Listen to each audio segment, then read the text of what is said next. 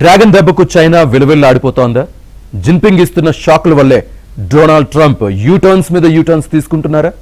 చైనాతో deals కుదుర్చుకోవడానికి America తహతహలాడుతోందా? అసలు trade వార్లో ఏం జరుగుతోంది?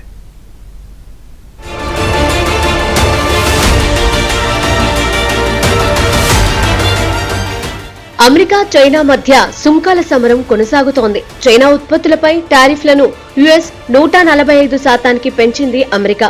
దానికి ప్రతిగా చైనా కూడా అమెరికా ఉత్పత్తులపై సుంకాలను 125% పెంచుతున్నట్లు ప్రకటించింది. అంతటితో ఆగకుండా తమ దేశంలో లభ్యమయ్యే అరుదైన ఖనిజాలు, కీలకమైన లోహాలు, అయస్కాంతాలను యుఎస్ కు ఎగుమతి చేయడాన్ని ఆపేస్తున్నట్లు బీజింగ్ పేర్కొంది. ఈ దెబ్బకు కంగుతింది అగ్రరాజ్యంగా చెప్పుకునే యుఎస్.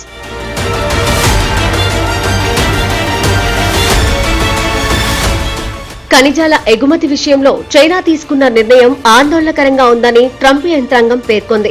టెక్నాలజీ, ఎలక్ట్రానిక్ పరికరాల తయారీ రంగంలో ఈ ఖనిజాల అవసరం ఎక్కువగా ఉందని వైట్ హౌస్ పేర్కొంది.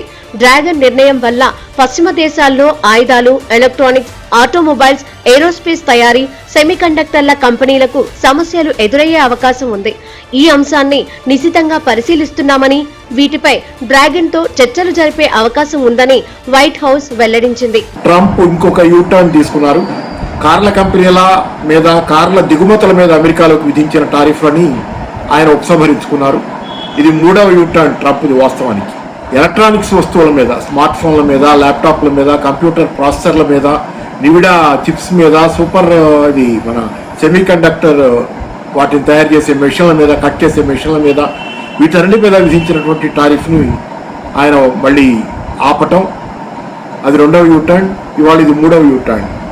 ఆటోమొబైల్ కంపెనీల మీద విధించినటువంటి టారిఫ్ని వెనక్కి తీసుకోవటం మూడవ యూటర్న్. దానికి ఆయన చెబుతున్నటువంటి టారిఫ్ పరిహాసాస్పదమైంది. ఆటోమొబైల్ కంపెనీలు ఈ టారిఫ్లకు ఇంకా సిద్ధంగా లేవు మా కంపెనీలు, కానీ ఆ కంపెనీలు నేను విధించిన ఆటోమొబైల్ టారిఫ్ల దెబ్బకు మా దేశానికి తిరిగి వస్తాయి అని చెబుతున్నాయి. తిరిగి వచ్చి అక్కడిక్కడే పరిశ్రమలు ఏర్పడతాయని చెబుతున్నాయి. కాబట్టి నేను వీటిని వెనక్కి తీసుకుంటున్నాననే కుంటిసాక ఆయన చెబుతున్నాడు. ఏదేమైనా ఏంటంటే రోజుకొక చావు దెబ్బ తింటా. అమెరికా ట్రెజరీల అమ్మకం, చాలా దేశాలు అమెరికా డాలర్లు అమ్మేసి అమెరికా మార్కెట్లో అతలాకుతలం అయిపోయినటువంటి పరిస్థితి. ప్రపంచవ్యాప్తంగా కూడా సంక్షోభ వాతావరణం ఏర్పడ్డది. ప్రపంచవ్యాప్తంగా ఉత్పత్తి అవుతున్న అరుదైన ఖనిజాలలో 90% చైనా నుంచే వెళుతున్నాయి. తాజాగా బీజింగ్ చేపట్టిన చర్యల ప్రభావం కేవలం అమెరికా వరకే పరిమితం కాదు, అన్ని దేశాలపైన ఉండనుంది. బీజింగ్ నుంచి ముడి పదార్థాలు రాకపోతే అమెరికాలోని లాక్హీడ్ మార్టిన్, టెస్లా, యాపిల్ వంటి సంస్థలు ఉత్పత్తులను ఆపేయాల్సిన దుస్థితి. దీంతో చైనాతో పెద్ద ఒప్పందం కుదిరే ఛాన్స్ ఉందని సమాచారం.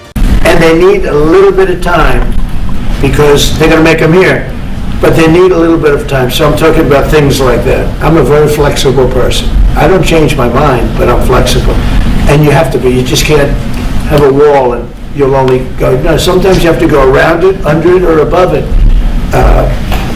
There'll be maybe things coming up. I speak to Tim Cook. I helped Tim Cook recently, and that whole business. You know, I don't want to hurt anybody, but the end result is we're going to get to the position of greatness for our country. We're the greatest economic power in the world if we're smart.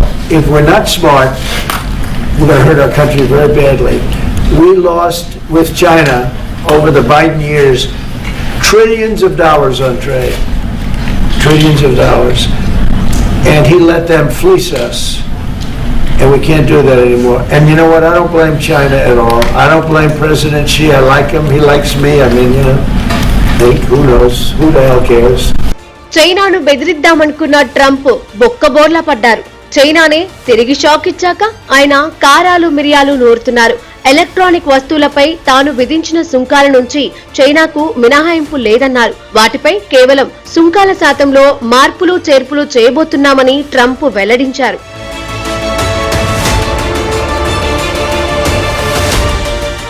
1980లో Japan America trade war ను గుర్తుకు తెస్తోంది China America వాణిజ్య యుద్ధం. అప్పట్లోనూ Japan కు చెందిన Toyota, Panasonic, Sony, Honda లాంటి కంపెనీల హవాను America ఆపలేకపోయింది. ఇప్పుడు తయారీ, పారిశ్రామిక రంగాలలో దూసుకుపోతున్న చైనాను సుంకాలతో ఆపడం అమెరికాకు సాధ్యం కాకపోవచ్చంటున్నారు విశ్లేషకులు.